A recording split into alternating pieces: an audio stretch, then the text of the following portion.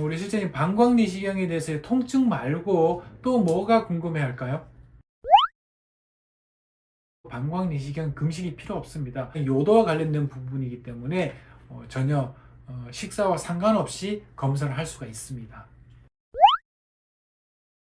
사실 방광내시경은 제가 여러 번 강조를 하지만은 첫 번째로는 통증이 거의 없기 때문에 수면으로 할 필요가 없습니다. 그리고 또 하나는 이 방광내시경을 하는 이제 주요한 목적 중에 하나가 방광암이라든가 어떤 위험한 어떤 방광이 안 좋은 걸 찾기 위해서 하는 것도 있지만은 방광의 기능을 체크하는 것도 굉장히 중요합니다. 방광내시경에 들어가서 방광을 잘 보게 하기 위해서 저희들이 이제 물을 보통 채우거든요.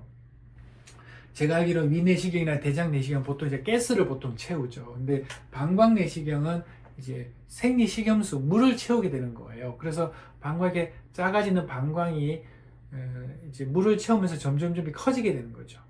그때 내가 어느 정도 시점에서 환자분이 소변이 마른 느낌을 가지게 되고 어느 정도 시점에서 소변이 급해지고 그랬을 때 방광이 어떤 변화가 있는지를 아는 것이 굉장히 중요하거든요. 근데 환자분이 수면으로 해버리면은 내가 방광이 늘어나면서 어떤 느낌인 건지 소변이 보고 싶은 건지 통증을 느끼는 건지 이런 것들에 따라서 진단명이 다 달라지게 되는데 그런 것들을 확인할 수 없게 됩니다. 그래서 개인적으로 방광내시경, 수면내시경을 했을 때 정보가 훨씬 더 얻는 정보가 훨씬 더 줄어든다. 그래서 수면에 할 필요도 없고 또 가능의학적으로도 수면내시경을 별로 권장해 드리지 않습니다.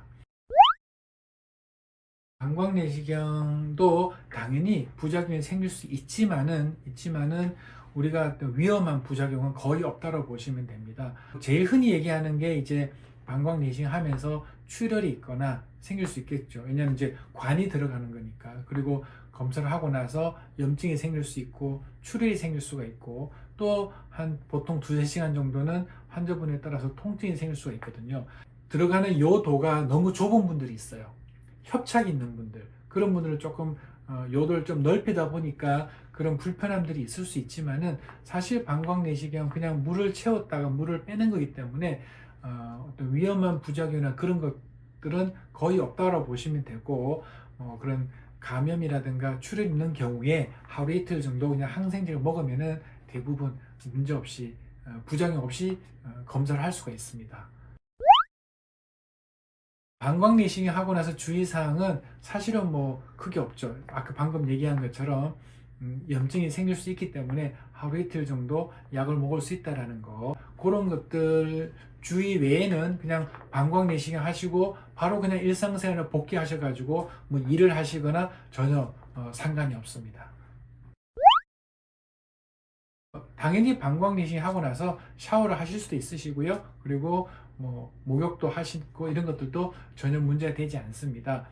아까도 얘기했지만은 아주 간혹 가다가 감염이라든가 염증이 생기는 경우가 있기 때문에 그런 경우에 항생제 먹으면은 괜찮아지고 내 몸에 특별한 컨디션 이상이 있지 않고서는 뭐 목욕을 하거나 샤워를 하거나 전혀 문제가 되지 않습니다.